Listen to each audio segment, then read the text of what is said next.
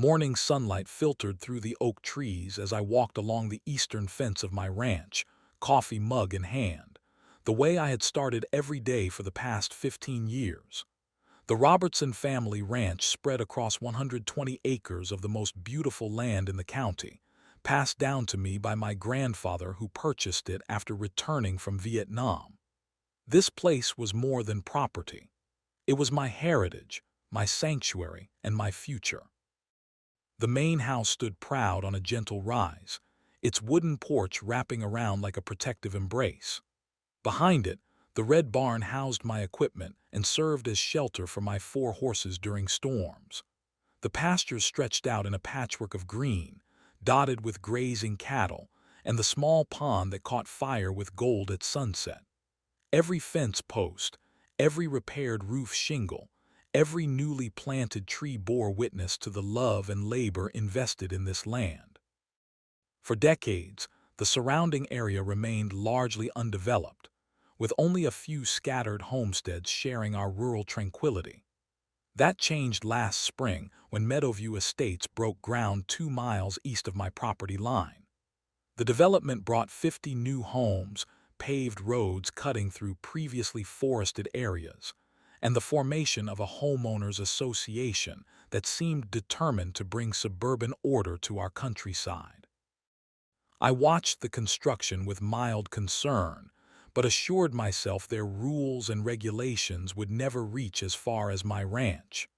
The property lines were clear, the county records impeccable, and my land had stood independent for generations. What could possibly change that? The first time I met Karen Whitfield was at the general store in town. She introduced herself with a too bright smile as the president of the newly formed Meadowview Estates HOA. Her crisp pantsuit and perfectly styled blonde hair seemed out of place among the usual work clothes and casual attire of our rural community members. "Your ranch is absolutely charming," she said, her eyes calculating rather than admiring. "Such historical value. Who originally built it?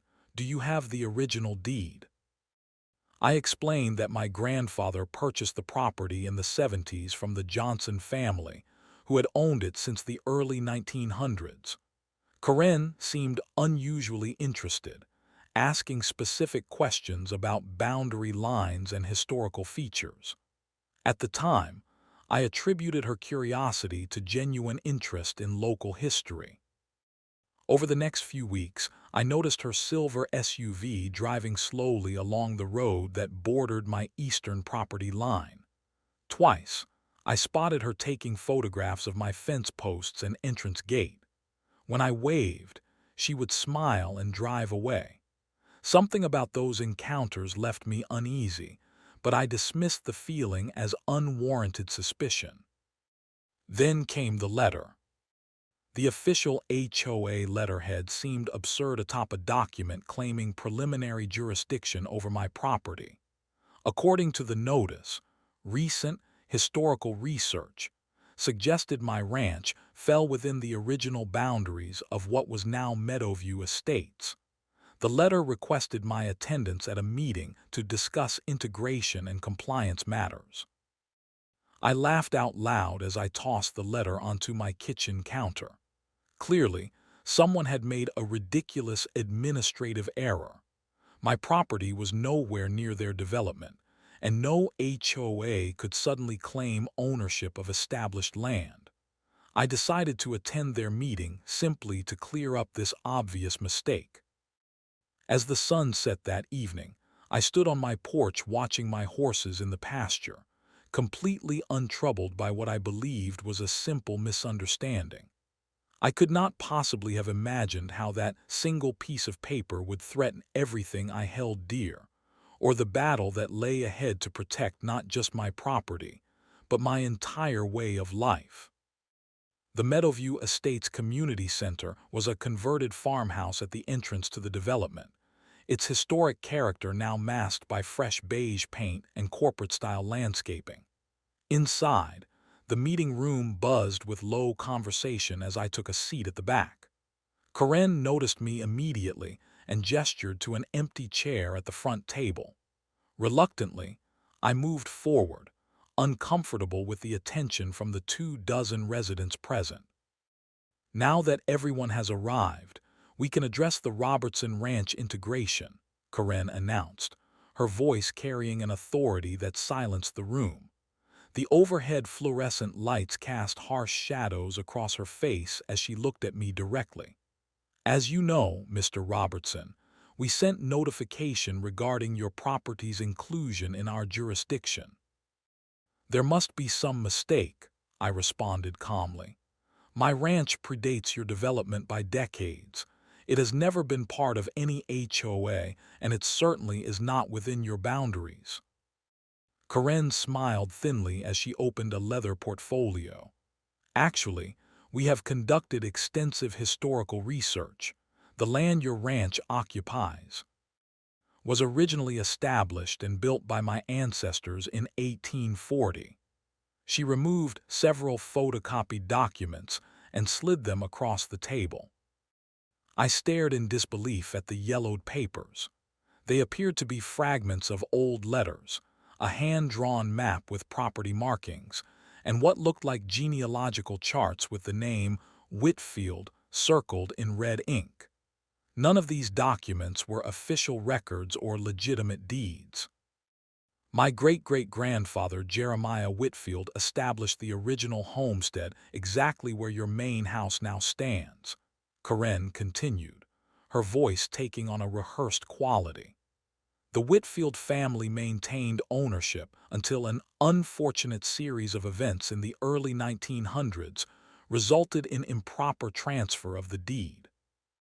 The room remained uncomfortably silent as I examined the documents more closely.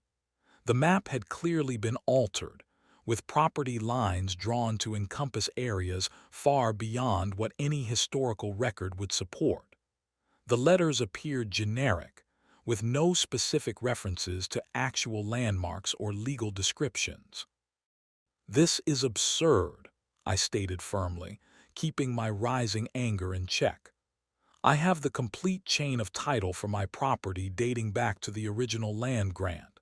My ranch has never belonged to anyone named Whitfield. I removed my own folder containing the official deed, property survey, and county records clearly showing ownership transfers and precise boundary descriptions. I placed these legal documents on the table and pushed them toward Karen. These are the official records, I explained to the room at large.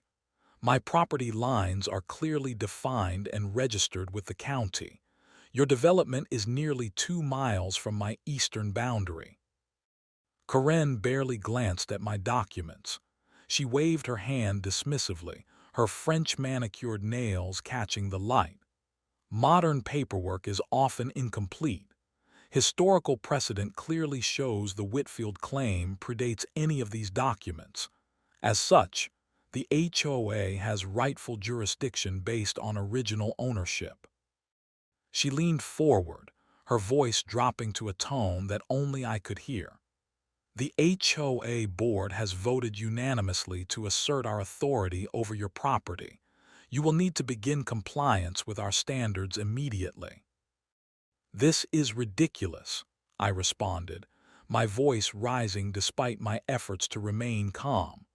You cannot simply invent a claim to property that has never been yours. Karen straightened in her chair and addressed the room. The board has made its decision. Mr. Robertson will receive formal notice of required compliance measures. This matter is closed for discussion. As I walked to my truck after the meeting, I found a pink slip of paper tucked under my windshield wiper. It was an official HOA violation notice citing non-compliant agricultural activities and unauthorized livestock housing. The fine listed was $500, with a note indicating it would double every 7 days until resolved. The absurdity of the situation might have been laughable if not for the determination I had witnessed in that meeting room. Over the next 2 weeks, my mailbox filled with an endless stream of violation notices. improper fencing, unauthorized outbuildings, non-compliant vehicle storage, livestock restrictions. Each carried significant financial penalties that supposedly accumulated daily. When I called the county assessor's office to report the harassment, I was told they could not intervene in HOA matters unless property lines were legally disputed. This was when realization dawned on me with terrible clarity. This was not a misunderstanding or a bureaucratic error. This was a calculated, systematic attempt to force me off my land. The question that haunted me as I sorted through the mounting pile of threatening letters was simple. Why had Karen Whitfield set her sights on my ranch, and what would she do next to take it from me? The county records building stood like a sentinel of truth, its limestone facade weathered by decades of sun and rain. Inside, the air hung heavy with the scent of old paper and furniture polish. I had taken a day off from ranch work to dig into the actual history of my property, determined to dismantle Karen's fabricated ancestral claims. The records clerk, an older woman named Margaret who had worked there for 30 years, greeted me with recognition. "Back again, James. What can I help you find today?" "I need to trace the complete ownership history of my property," I explained, "all the way back to original land grants if possible." Margaret raised an eyebrow but asked no questions as she led me to the archives room. Land grants from the 1800s are in these cabinets. Property transfers are organized by decade and county section over there. For hours, I carefully examined yellowed documents, tracing the history of what would become my ranch. The original land grant from 1838 transferred 640 acres from government ownership to the Henderson family. THR. All the decades, the property changed hands only 4 times. From Henderson to Campbell in 1872, Campbell to Johnson in 1903, Johnson to my grandfather in 1971, and finally to me in 2008. Not once did the name Whitfield appear in any deed, survey, or transfer document. As I photographed each historical record with my phone, Margaret approached with a large survey map from 1850. "I thought this might interest you. It shows all the original property boundaries for the county." The map clearly showed the original boundaries of what would become my ranch, entirely separate from the areas where Meadowview Estates now stood. There was no possible way the properties had ever been connected. "Has anyone else been researching these records recently?" I asked casually. Margaret nodded. "A woman came in a few weeks ago asking specifically about your property. Blonde, very well dressed. She spent several hours taking notes but seemed frustrated with what she found." That evening, I drove directly from the county building to the offices of Patricia Hernandez, an attorney specializing in property law and HOA disputes. Her downtown office was modest but professional, the walls lined with legal texts and framed credentials. "They have absolutely no legal grounds for this claim," Patricia stated after reviewing my documents and hearing the full story. "Their development is nowhere near your property lines, and there is zero historical evidence supporting this Whitfield family connection." "So why are they doing this?" I asked. Patricia removed her reading glasses, her expression grave. "HOAs can be powerful entities when they overstep. My guess is they want your land for development purposes and are trying to bully you into selling or surrendering through harassment and fraudulent claims." The legal battle ahead would be expensive. Patricia estimated costs could run into tens of thousands of dollars if the case dragged on. The weight of this financial burden pressed down on me as I drove home, wondering if I could afford to fight a protracted legal battle against a determined HOA with seemingly unlimited resources. That night, my kitchen became an unexpected war room as neighbors began arriving one by one. First came Bill Henderson from the cattle ranch adjoining my western boundary, then the Martinez family who owned the small organic farm to the north. By 8 o'clock, 7 neighboring property owners sat around my kitchen table, each with their own story about encounters with Karen and the Meadowview HOA.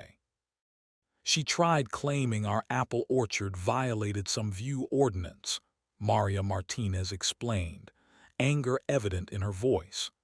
Said our trees blocked the natural vista for Meadowview residents and demanded we cut them down. Bill nodded grimly. They sent me violation notices about my cattle being visible nuisances even though my property has been a working ranch for over 60 years. As stories continued around the table, a disturbing pattern emerged. Karen had systematically targeted properties surrounding Meadowview estates, especially those with agricultural or historical value.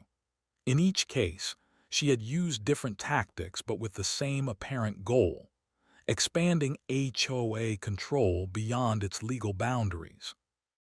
Tom Wilson, a retired history teacher who lived in one of the few original farmhouses near the development, spread out a county map on my kitchen table. Coffee cups and water glasses formed a perimeter around our makeshift strategy center as we marked each property that had experienced harassment from the HOA. "Look at the pattern," Tom said, pointing to the marked properties. "They create a perfect expansion zone around the current development. This is not random harassment. This is a planned land grab." By midnight, our kitchen table alliance had formulated a multi-pronged strategy. We would pool resources to support legal action, document every instance of harassment or trespassing, research Karen's background and connections, and reach out to local media to bring attention to the HOA's tactics. As my neighbors departed into the night, I felt something I had not experienced since receiving that first HOA letter: hope. Standing alone on my porch, watching headlights disappear down my long driveway, I realized we had transformed from isolated targets into something powerful, a community united against a common threat. The battle for my ranch was no longer mine alone to fight. The morning sun had barely cleared the eastern hills when I noticed something unusual near my property line. Walking closer, my stomach tightened as I identified the object mounted on a tall pole just beyond my fence. A security camera, its lens pointed directly at my main house and barn. This was no ordinary wildlife camera or road security system. The positioning was deliberate, invasive, and unmistakably meant to monitor my daily activities. Upon closer inspection, I discovered 3 more cameras strategically placed along my eastern boundary, all on HOA property but aimed squarely at my ranch.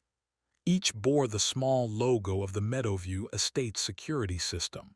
This surveillance felt like a violation, even if technically they remained off my land. 2 days later, while repairing a section of fence, I noticed Karen's silver SUV approaching slowly along the road. She was not alone. 4 well-dressed couples walked alongside her as she gestured expansively toward my horse pasture and barn. Though too distant to hear clearly, her animated presentation and the visitors' interested nods told me all I needed to know. She was showcasing my property as if it were already under HOA control. I grabbed my phone and began recording from behind a large oak tree. Karen pointed toward my main house, then swept her arm across my eastern pasture. "The community gardens will transform this area," I heard her say as they drew closer. "Once the livestock are relocated, we can begin the landscaping phase and add walking paths for residents." Cold anger washed over me as I continued recording. She was not just claiming my land. She was actively planning its conversion and showing it to what appeared to be prospective buyers or new HOA members. When the group eventually returned to their vehicles, I remained hidden, processing the implications of what I had witnessed. The certified letter arrived the following Monday. Unlike previous notices, this one came from Meadowview Estates Legal Department and contained language that sent a chill through me despite the warm day. It was a formal cease and desist order demanding the immediate removal of all agricultural equipment and livestock from what they now openly called disputed territory. The document claimed my continued agricultural operations constituted a public nuisance and health hazard to nearby Meadowview residents. It demanded compliance within 15 days or promised maximum legal remedies, including substantial financial penalties and potential property seizure. I immediately sent photographs of the letter to Patricia, who advised me to document everything but take no action regarding my livestock or equipment. "This is intimidation, pure and simple," she assured me. "They have no legal authority to enforce these demands." That afternoon, while checking my western pasture fence, I glimpsed movement near my barn. Through binoculars, I watched in disbelief as two men in Meadowview Estates polo shirts affixed violation notices directly to my barn door. The boldness of their trespassing left me speechless. When they began photographing my equipment and horses, I started my ATV and raced toward them. The men scrambled back toward my property line upon hearing my approach, but not before plastering 5 more violation notices on various structures. Each cited increasingly absurd infractions: prohibited rural activities, unauthorized animal housing, and non-conforming historical structures. Security cameras installed throughout my property had captured the entire trespassing incident. That evening, I reviewed the footage with growing outrage. The clearest video showed the men carefully documenting my barn, discussing specific features, and consulting what appeared to be development plans. The next morning brought an unexpected confrontation. I was mending a section of fence when Karen's SUV pulled up directly beside me. She stepped out wearing an immaculate white pantsuit entirely unsuitable for the dusty country road. "Mr. Robertson," she called, her voice artificially pleasant, "I wanted to personally inform you that your continued noncompliance is becoming problematic for the community." "You have no authority here," I responded firmly, continuing my work. "And your people were trespassing on my property yesterday." "Our representatives were simply documenting ongoing violations," she replied smoothly. "The HOA has every right to enforce standards within its jurisdiction." I straightened up, facing her directly. "This property has never been and will never be under your jurisdiction. The county records are absolutely clear on that matter." Something cold flashed in Karen's eyes, momentarily replacing her practiced smile. "You know, it would be so much simpler if you cooperated. Agricultural properties require constant maintenance and attention. Things happen to animals all the time on neglected ranches." The implied threat hung in the air between us. My security camera captured her words and the menacing tone that accompanied them. Without another word, she returned to her vehicle and drove away, leaving a cloud of dust and a clear declaration of escalation. That evening, I compiled the surveillance footage, photographs of the trespassing incidents, and Karen's veiled threats into a detailed social media post. I hesitated before hitting publish, knowing this would transform a private property dispute into a public battle. Finally, I pressed the button, ending my story into the digital world. The response was immediate and overwhelming. By morning, my post had been shared thousands of times, with comments flooding in from people who had experienced similar HOA overreach across the country. By afternoon, my phone rang with a local news reporter requesting an interview about what was now being called the ranch siege online. The private war for my property had just gone public, and there would be no turning back. The glow of computer screens illuminated determined faces around my dining table as our impromptu research team worked late into the night. Bill Henderson had brought his daughter Jenny, a paralegal with access to legal databases. Tom Henderson contributed his historical research skills, while Maria Martinez monitored the exploding social media response to my situation. The battle for my ranch had transformed my home into an investigative headquarters. Karen Whitfield only moved to this area 3 years ago, Jenny announced, scrolling through public records. Before that, she lived in Lakeside Vista, Pinecrest Meadows, and Woodland Heights, all planned communities with HOAs. Tom looked up from his laptop. What happened to those HOAs after she left? Jenny continued typing, her expression growing more focused. Lakeside Vista expanded its boundaries twice under her leadership. Pinecrest Meadows absorbed 3 adjacent properties through what they called historical zone recovery. And Woodland Heights, interesting, faced a class action lawsuit from surrounding property owners 2 years after she departed. I leaned forward. Can you find any business connections? Something that would explain why she wants my land specifically. The answer came an hour later when Maria discovered corporate filing documents connecting Karen to Whitfield Development Partners, LLC. Further research revealed she owned significant shares in a company specializing in converting residential properties to commercial and lifestyle experience destinations. Look at the pattern, Bill said, connecting dates on our makeshift timeline. She joins an HOA, expands its territory, then sells the acquired properties to her development company at below-market rates. Classic self-dealing. The realization struck us all simultaneously. My ranch was not being targeted because of fake historical claims. Those were merely the pretext. The true motivation was converting my valuable acreage into commercial development that would profit Karen personally. The next morning, Patricia called with news that strengthened our case.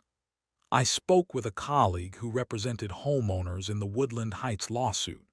Karen used almost identical tactics there: fabricated historical connections, aggressive violation notices, and surveillance intimidation.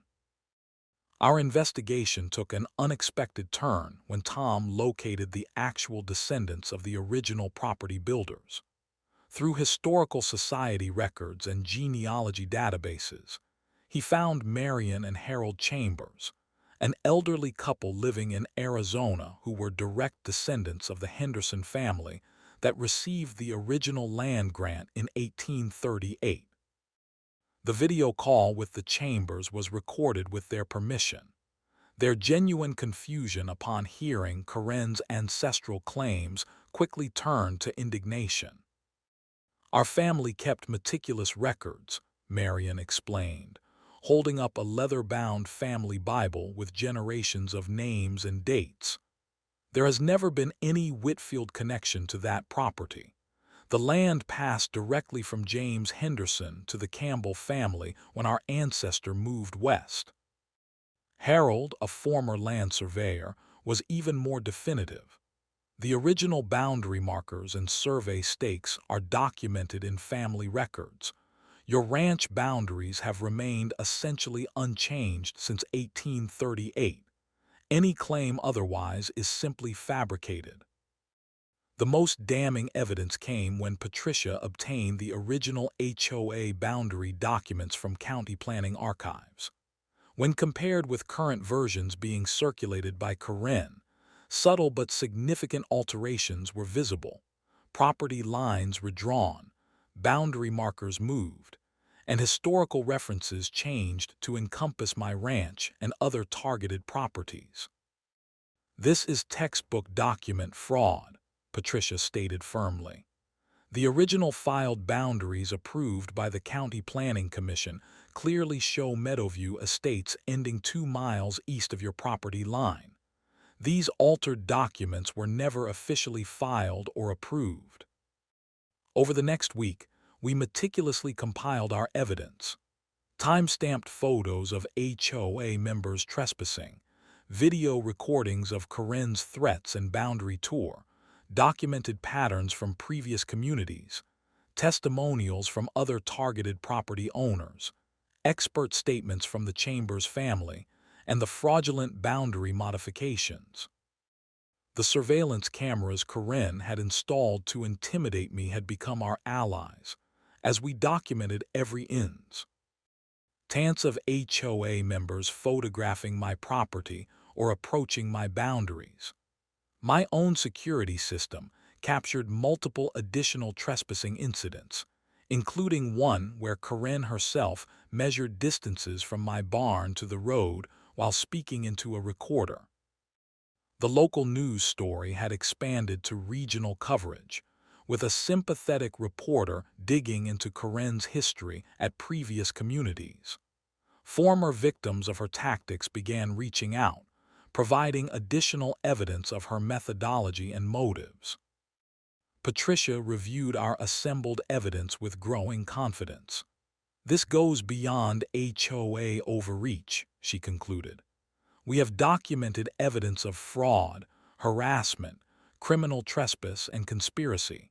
But most importantly, we can prove Karen has a direct financial conflict of interest in targeting your property." As we organized our findings for presentation, I felt the weight of weeks of stress and uncertainty beginning to lift.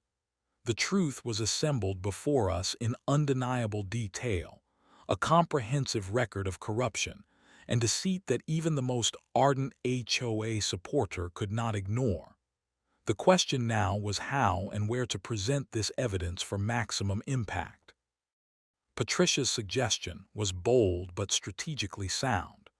"We request an emergency meeting of the full HOA membership and board. We present our evidence not just to Karen, but to everyone involved in Meadowview Estates. Many board members and residents likely have no idea what she's doing in their name." That night, I stood on my porch looking out over the ranch that had been in my family for generations. For the first time since this ordeal began, I allowed myself to feel something beyond anger and determination. With the evidence assembled and our strategy in place, I felt the first glimmer of what might be called hope. The Meadowview Estates Community Center hummed with tension as residents filed in for what had been advertised as an emergency property integration meeting. Word had spread about the confrontation to come, drawing not just HOA members but curious neighbors, and even 2 local reporters who set up discreetly in the back corners. I arrived with Patricia and our core team 15 minutes early, setting up our presentation materials and evidence folders with methodical precision. The projector screen displayed the original, unaltered HOA boundary map as people found their seats. Karen entered last, flanked by 2 board members and a man in an expensive suit whom I would later identify as Michael Reynolds, her business partner in Whitfield Development Partners. Karen paused momentarily upon seeing me at the front of the room rather than in the audience. Her practiced smile faltered before returning as she took her place at the center table. "Thank you all for coming on such short notice," she began smoothly. "We are here to discuss the final phases of property integration for—" "Actually," Patricia interrupted, stepping forward, "this meeting was called to address serious allegations of fraud, harassment, and illegal boundary manipulation conducted by the HOA leadership." A murmur rippled through the room as Karen's face tightened almost imperceptibly. I am not aware of any such allegations being filed formally with the board. They were submitted in writing to all board members yesterday, Patricia responded, holding up receipt confirmations. And they are very serious indeed. Without waiting for further objection, I stepped to the projector controls and began our presentation. For the past 3 months, my property has been targeted by your HOA president through fabricated historical claims, fraudulent boundary modifications, and systematic harassment.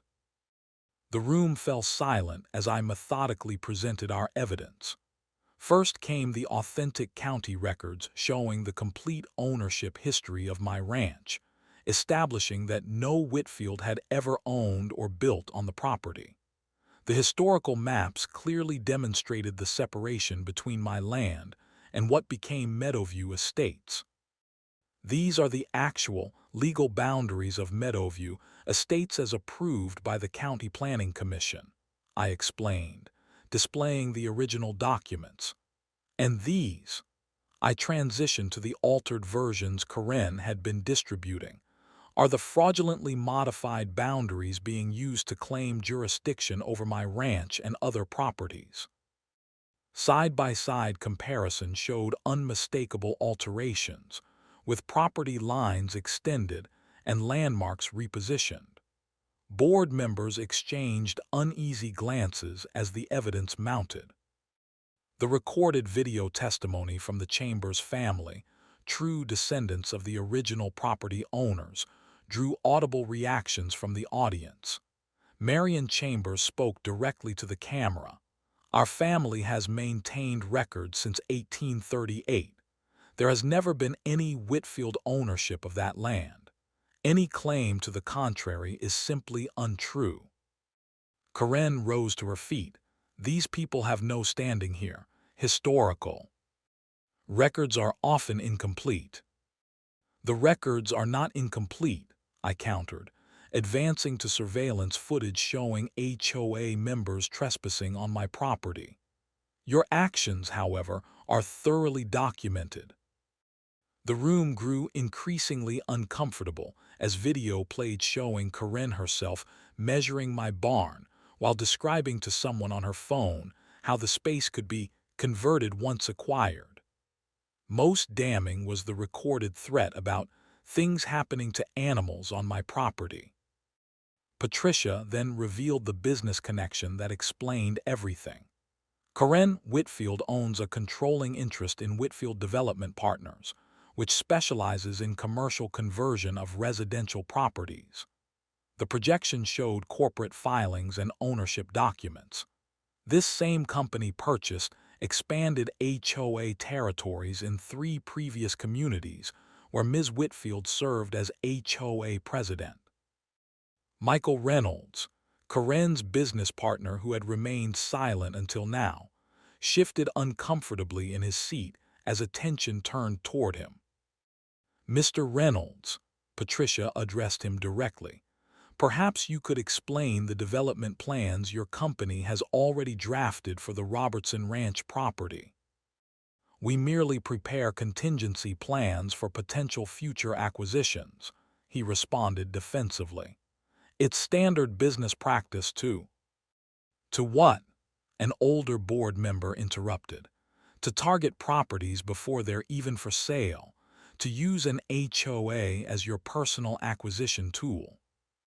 Reynolds continued, seemingly trying to salvage the situation. The Robertson property represents a unique opportunity for community expansion.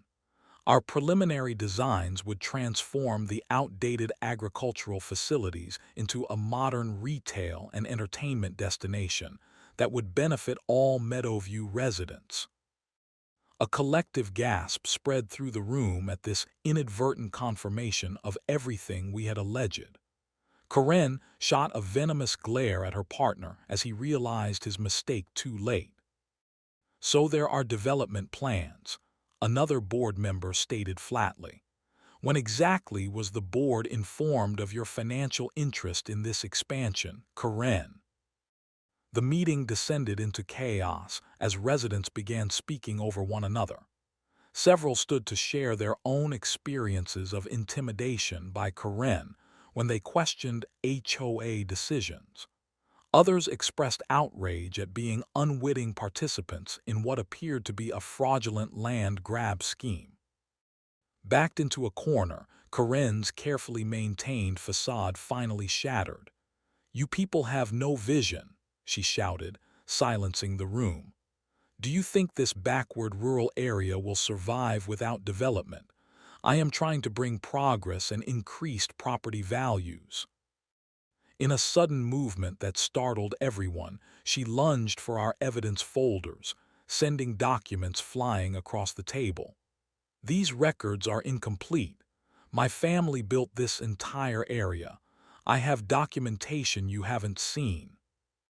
As security personnel moved toward the disturbance, Karen's professional demeanor completely dissolved. "Do you know who I am? Who I know in this county? You will all regret this. Each one of you." The room watched in stunned silence as she was escorted out, still shouting threats of lawsuits and ruination for everyone involved. Michael Reynolds slipped out quietly during the commotion, avoiding further questions about their business relationship. In the sudden quiet that followed her departure, the HOA vice president rose slowly to address the shell-shocked audience. "On behalf of the board, I move that we immediately suspend all actions against the Robertson property and neighboring lands pending a full investigation of these allegations." The motion passed unanimously, with board members visibly distancing themselves from Karen's actions. As the meeting adjourned, residents approached me one by one, some apologizing, others sharing their own stories of intimidation, all of them processing the shocking revelation that their community had been weaponized for private profit. Outside in the parking lot, Patricia squeezed my shoulder. "This is just the beginning," she said quietly, "but it's a good beginning." Sunlight streamed through my kitchen window, illuminating the newspaper spread before me. The headline seemed almost surreal: "HOA President Charged with Fraud and Harassment in Ranch Property Scheme." The photograph showed Karen being escorted from the county courthouse after her arraignment, her perfect composure notably absent. The 3 months following our confrontation at the community center had seen justice moving forward with deliberate precision. The county prosecutor had filed multiple charges against Karen: document fraud, criminal trespassing, harassment, and attempted property theft through fraudulent means. Michael Reynolds and 2 complicit board members faced lesser charges related to the conspiracy. The article detailed how investigators had uncovered similar patterns in 3 previous communities where Karen had served as HOA president. In each case, she had engineered boundary expansions that resulted in property acquisitions later developed by her company for significant profit. The scope of the scheme, spanning multiple counties and years, had transformed a local property dispute into a precedent-setting case that drew statewide attention. My phone rang as I finished reading, Patricia calling with an update on the civil case that paralleled the criminal proceedings. "The judge has approved the permanent injunction," she announced triumphantly. "The HOA is legally barred from claiming any jurisdiction over your property or any land outside their original, approved boundaries. Additionally, they must pay for removal of all surveillance equipment and restoration of any damaged boundary markers." The reconstituted Meadowview Estates HOA, now led by resident Thomas Larson, had undergone a complete restructuring. Karen and her allies had been removed from all positions of authority, and new bylaws had been adopted requiring transparency in all boundary and enforcement decisions. Their first official act had been to issue a public apology to all affected property owners and to correct all boundary documentation with the county. "They want to meet with you next week," Patricia added. "Something about community healing and moving forward." The meeting took place on my property, a symbolic choice that acknowledged the sovereignty of my land. Thomas and 5 other new board members gathered on my front porch, where I served coffee as we discussed the future relationship between my ranch and their community. "We want to establish clear boundaries, both literal and figurative," Thomas explained earnestly. "The previous administration betrayed the trust of everyone involved. We're implementing safeguards to ensure nothing like this ever happens again." Beyond resolving the immediate conflict, our case had sparked wider examination of HOA practices throughout the state. Legal experts cited the Robertson Ranch case in proposed legislation to protect property owners from overreach and require greater transparency in HOA operations. My unexpected role as the face of this movement brought interview requests and speaking invitations that I mostly declined, preferring to focus on restoring normalcy to my life and land. The most meaningful outcome, however, emerged in the changed relationship with my neighbors. The battle against Karen's scheme had forged unexpected alliances and friendships that transcended property lines. The Martinez family's children now regularly helped with my horses after school. Bill Henderson and I coordinated our cattle grazing rotations for mutual benefit. Even several Meadowview residents became regular visitors, curious about ranch life and eager to understand the rural traditions their development had built alongside. One year after receiving that first threatening letter, I hosted a community barbecue on my ranch. Children laughed as they petted horses under Maria's supervision. Former adversaries shared meals at long tables set up in the pasture. Thomas and the new HOA board members chatted comfortably with longtime rural residents about sustainable development and respecting agricultural heritage. Standing slightly apart from the celebration, I surveyed my property with profound gratitude. The ranch remained as it had been for generations, the barn still weathered but solid, the pastures green and thriving,